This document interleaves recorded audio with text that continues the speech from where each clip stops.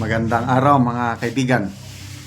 Pag-usapan natin ngayon itong magkaibang pahayag ng Palace Press Officer, Yusek Claire Castro, doon sa pahayag ng Department of Agriculture Secretary Tio Laurel tungkol sa 20 pesos per kilong bigas. Sino-sino ba talaga ang makakabili nito? So lumalabas ito, si Yusek Claire Castro, opinion na naman niya ang kanyang sinabi.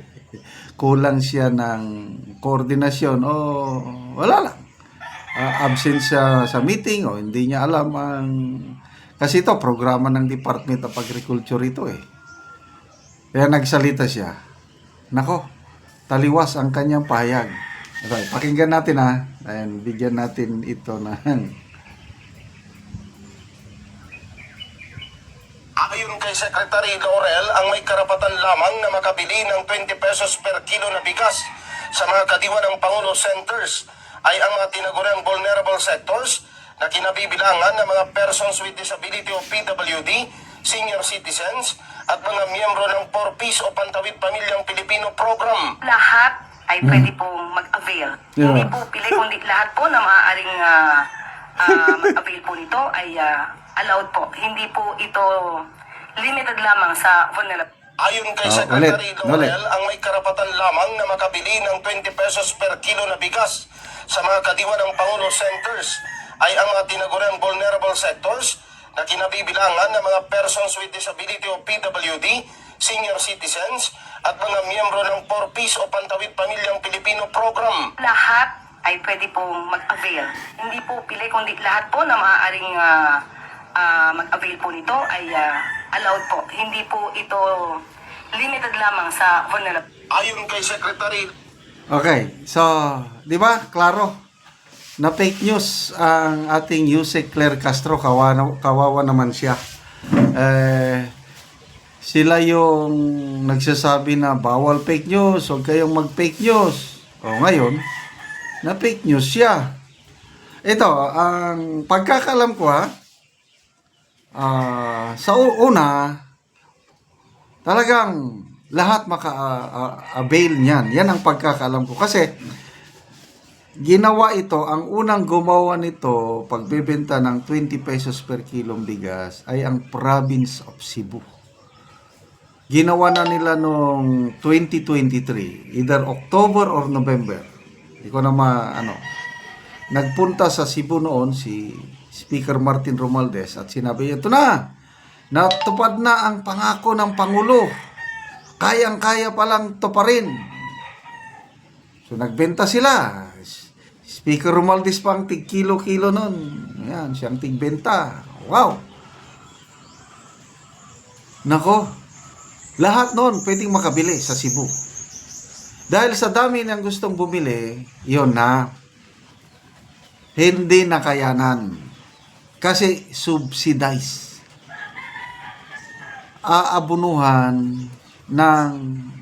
Inabunuhan ng Cebu City Provincial Government yung presyo. Kasi by that time, baka 40, 45 o 50 ang isang kilo. Mahal eh.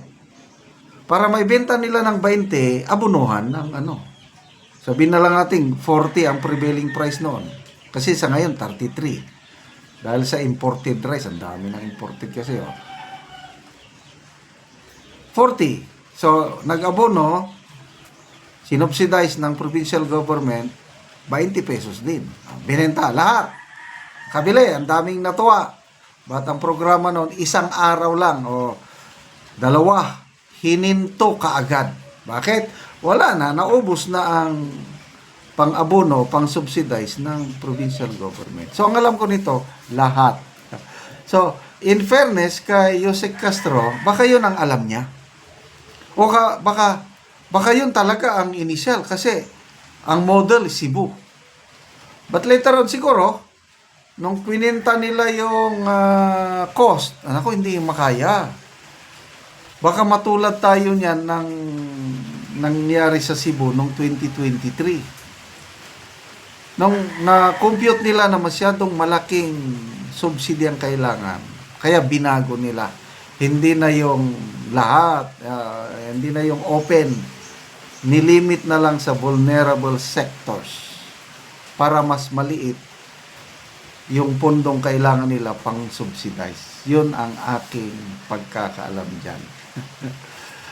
So, ulitin ko, magandang programa ito. Sana ginawa ng mas maaga. Kung ganyan man lang nila, kaya nilang isubsidize. E di, noon pa sana, para mabangong mabango ang administrasyon.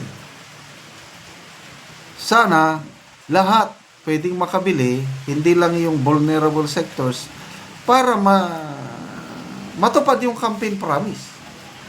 O ano ba yung promise niya nung nangangampanya pa siya noong 2022? Para lang ba sa, okay, para sa mga vulnerable sectors of society, gagawin natin na 20 pesos per kilo ang bigas. Ganon ba yun noon? Vulnerable? Hindi naman Ang promise para sa lahat. Kaya ang daming naniwala. Isa ako doon sa naniwala na kayang-kaya yan. Sige, boto natin yan. Like father, like son. Boto. Bumoto tayo. Isa ako doon. Kabilang tayo, 31.6. Kaya ngayon, pinagtatawanan tayo ng mga dilawan, mga kakamping. Kasi, karamihan ngayon ng mga DDS na nagre-reklamo, bumoto kay Marcos Jr. Kaya tinatawanan tayo ngayon. So, sorry na lang, Yusek Castro. Lumabas tuloy na fake news kayo. Dahil hindi kayo naisama sa meeting o briefing siguro. Magbasa lang tayo sa mga comments. Charles Cuenca, sabi dito, isali nyo kasi si Auntie Ann Claire sa briefing para di siya magmukhang may sariling mundo. Oh. Wala palas press briefer siya. Salita ng salita. Iba pala ang desisyon ng secretary ng Department of Agriculture. Di ba? Nakakaya. Hindi sila nag-uusap. Nidor Biak. Ayan, fake news ka na naman, Clara. Fernan Galang. Ang gulo ninyo. Marlon Abayon, fake news ka, madam. Gigi Mon, fake news si Claire. Tyrese Sandato, kailan kaya magsalita ito ng tama? Okay, so, in fairness, mahirap ang trabaho ng spokesperson. Naranasan ko yan nung nasa serbisyo pa ako, Army spokesperson ako ng Northern Mindanao. Nagkakamali dahil not all the times maririnig ko yung pronouncement ng aking general, commanding general. Ako yung tigpamaba niya, ako yung tigsalita. Nagkakamali ako. Kaya naiintindihan ko si Yusek Claire Castro. Okay, salamat mga kaibigan sa inyong pagsubaybay sa ating channel. Nakakatulong kayo ng malaki sa tribong Talandig ng Bukidnon. Ang sweldo po natin sa channel na ito is tinutulong natin sa tribo. Namimigay tayo ngayon ng mga libreng yero at pako para ma-repair ang sira-sirang bahay ng Talandig na tribo. Panoorin nyo ang video na ito. Muna ni ang natabangan na mugyero, muna ang una niyang balay, o karon ako silang bisitaon. Ayo! Mayong mudto! Nagunsa man mo diya? Tindog. Patulog mo bata? Patulog. Oo. So muna ni ang karaan ninyo nga balay. Muna. Ang natag sa inyo nga yero, nakapatukod na mo. Patukod namin. So karon natong bisitaon. Karon mo na ni ang gipatukod ni kuya nga balay sa nahatag sa iya nga yero. Nindot namang day kayo yung ato po. Nakapatindog na mo bagong balay. Karon kuya ate on sa inyong istorya bahin sa nahatag sa inyo nga sen lansang pako plensin og karon nakapatukod na mo og balay og nindot na karon ang inyong atop. On sa inyong istorya. On sa inyong istorya. Salamat sa Ginoo sa nagtan-aw sa video.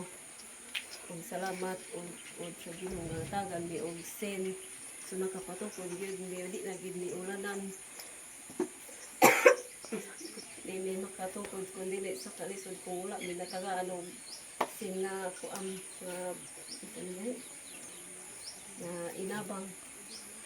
Tungod sa kinabuhi di gyud mi makabalay o wala ang ayuda. Salamat gyud sa Ginoo nga natagan mi og sin og bensin. Gusto ko namo nga magpadayon ni ang kuan kaning inabang. So di na gid mi makuan ani og makabalay na di na mi ulan na. So, salamat dako gid ni pagpasalamat sa Ginoo.